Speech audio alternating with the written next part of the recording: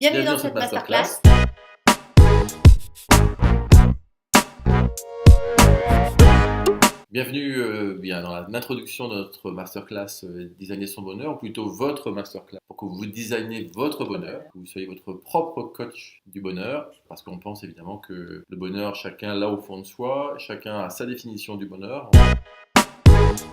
C'est vrai que quand on parle de designer son bonheur, ou quand on parle de masterclass autour du bonheur, ça peut faire sourire avec un petit côté peut-être ironique en se disant, vu l'ambiance actuelle, il y a peut-être d'autres priorités. Ben nous, on s'est dit que, voilà, justement, il y a peut-être des choses qui nous paraissaient essentielles à un moment, qui n'étaient pas forcément l'atteinte du bonheur, ou en fait, on pensait plutôt qu'il fallait plusieurs étapes et que le bonheur était une conséquence. Et finalement, avec Estelle, on pense que le bonheur, on doit le mettre au démarrage, ou en tous les cas au cœur de toutes nos actions, et que c'est pas justement quelque chose de gnangnan. On est peut-être ici-bas pour être heureux. Et on tient bon sur notre fameuse petite phrase le bonheur n'est pas au bout du chemin, il est le chemin, parce qu'effectivement, il se construit au fur et à mesure, il se cultive. Donc c'est vrai que d'affirmer clairement que le bonheur est un objectif de vie, alors qu'il y a tant de souffrances dans le monde, ça peut paraître justement inapproprié. Par exemple, John Lennon disait à l'école, on lui a demandé d'écrire ce qu'il voulait être plus tard. Il a répondu heureux. On lui a dit qu'il n'avait pas compris la question et lui a répondu qu'il n'avait pas compris la vie. Alors c'est vrai que d'entendre même parfois, un peu moins maintenant, mais quand même il y a pas si longtemps que ça, on entendait une sorte de dictature du bonheur, que tout devait être rapide. Faut quand même pas Pas exagérer. exagéré, oui. Le bonheur est le principe et la raison d'être de la vie, le but et la finalité suprême de l'existence humaine. Alors c'est pas moi qui le dis, hein, c'est Aristote, hein, donc Dieu aussi c'est ça remonte. Mais voilà, le bonheur c'est la raison d'être de la vie en fait. Alors Pierre Rabhi, qui est le fameux agriculteur philosophe, dit dans ses conférences, plutôt que de se demander s'il y a une vie après la mort, on devrait plutôt s'attacher à comprendre qu'il y a surtout une vie avant la mort. Qu'est-ce que c'est pour vous la définition du bonheur? Alors comme le disait Joël il y a 2 secondes, il y a une définition de bonheur en fait par personne, parce que chacun a sa propre vision de son bonheur. C'est-à-dire réussir à allier le plus souvent possible le plaisir et le sens. Voilà.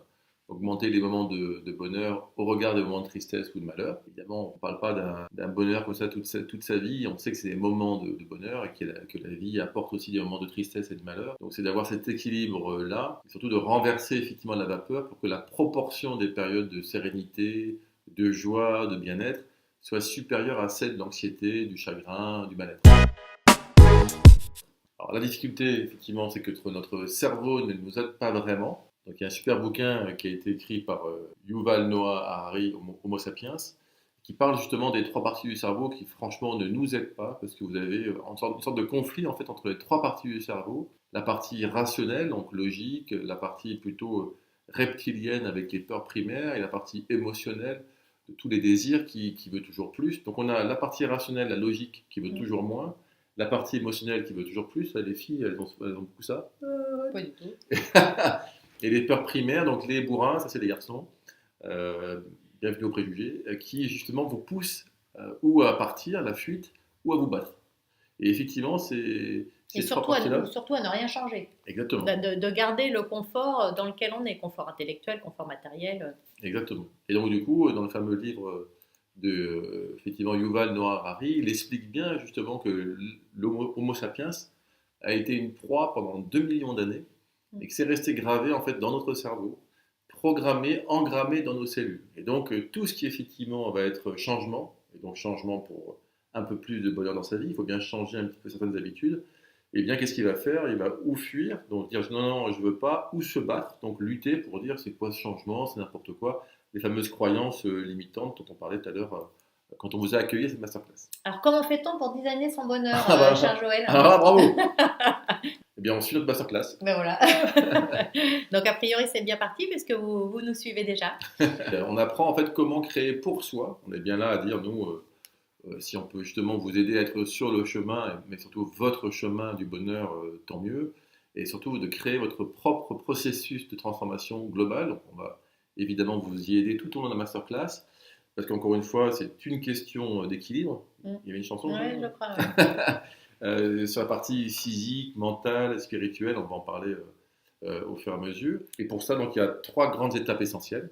Donc la pensée, l'émotion et le comportement. Comme Joël l'a dit tout à l'heure, nos pensées influent sur nos émotions, qui influent sur notre comportement. Et nos pensées, elles sont elles-mêmes influencées par nos croyances, donc le conditionnement, et nos blessures. Donc comme on l'a vu, ça peut remonter à loin en plus. Donc vraiment, ce cheminement pensée, émotion, comportement, il est très important parce qu'on ne peut pas changer un comportement si on n'a pas travaillé sur les pensées à l'origine. Voilà. Ou en tous les cas, ça va être sur le court terme. Voilà. C'est les fameuses bonnes résolutions où je me dis, tiens, allez, je vais faire un peu de sport pour me sentir mieux. Tiens, je vais manger un peu mieux pour mincir. Tiens, je vais arrêter de fumer. Donc, les trois principales bonnes résolutions De début d'année en général. qui sont prises par l'ensemble des Français, ce qu'on voyait la dernière fois, je Mhm. sais plus, un reportage. Et puis, évidemment, 90% des gens ne les suivent pas.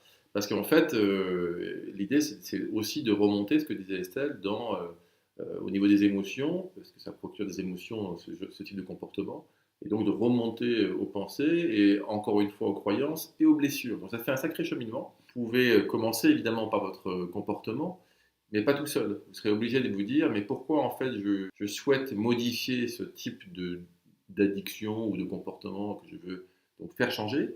Mais si vous le faites tout seul et que vous ne cherchez pas à remonter en vous disant pourquoi j'avais ce type de comportement-là, eh bien vos pensées ne vont pas être modifiées et malheureusement vous reviendrez à ce type de comportement. Donc ça ne sera pas durable en fait. Voilà, tout à fait. Voici le plan de votre masterclass. Donc, il va être divisé en 3 parties. La première partie, c'est modifier ses pensées. La deuxième, ça sera écrire le scénario de votre vie. Et la troisième partie, qui sera plus pratique, ça sera pratiquer le bonheur. Punaise, avec tout ça. Ouais. Donc, la première partie. Modifier ses pensées. On a pourquoi le faire, comment, quel résultat atteindre. La deuxième partie.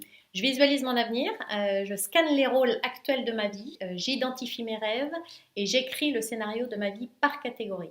La partie 3, donc pratiquer le bonheur. Ça peut être surprenant, mais et si il ne suffisait que de 20 heures. Deuxièmement, la pensée circulaire. 3, le couple conscient-inconscient. Et enfin, les rituels et mantras du bonheur.